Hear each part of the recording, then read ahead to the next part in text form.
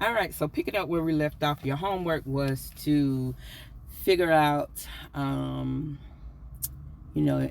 for this you did have to go within to find out where the cycles are operating in your life, and have been operating in your life unaware. Also, your homework was to go back 2-3 generations, more if you could, and find out who in the family had been essayed, raped, or molested. But here's the thing, and I've spoken about this before on my videos.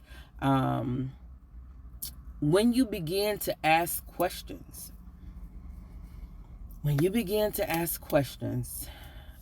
and you're asking, especially if you're asking the elders, remember they were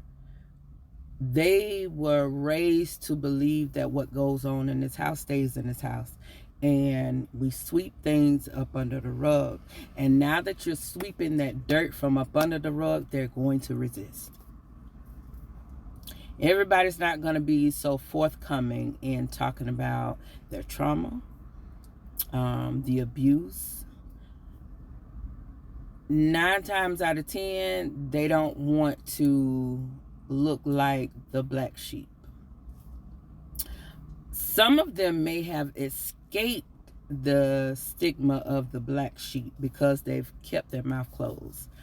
But as I said, those cycles are operating in their lives and they don't even know it.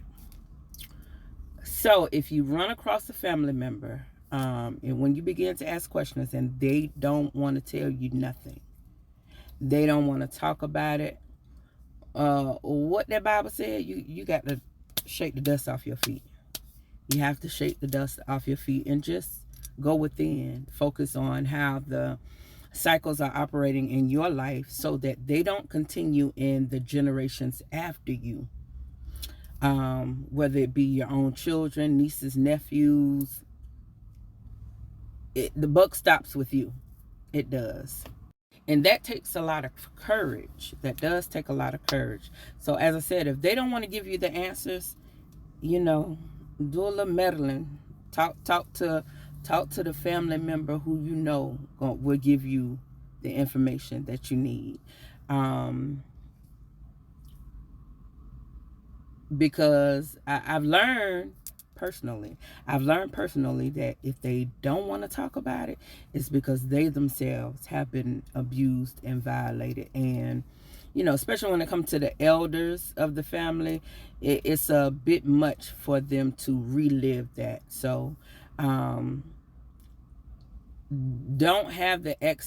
make the mistake I made of having the expectation that they're going to tell you, because most of them will not. But if you're spiritually keen and aware, then you can see it. You don't have to ask. You can see it. You can see how it's operating.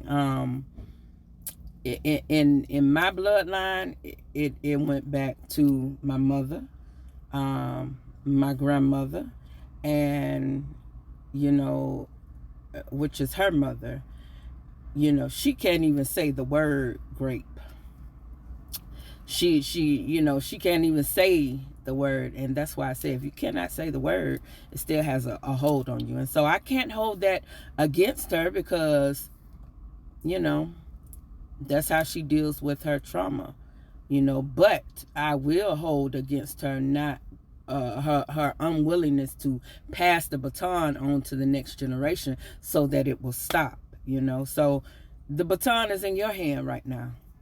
It's up to you to the responsibility. I know it sounds heavy, because it is. The responsibility is on you to pass the baton on so that it does not continue on in the generations after you. I hope you really did the homework. As I said before, either you want the cycle to stop, or you're going to allow it to continue on, and it's only going to continue to destroy your quality of life and every life after you. I'll see y'all Friday, okay? Bye.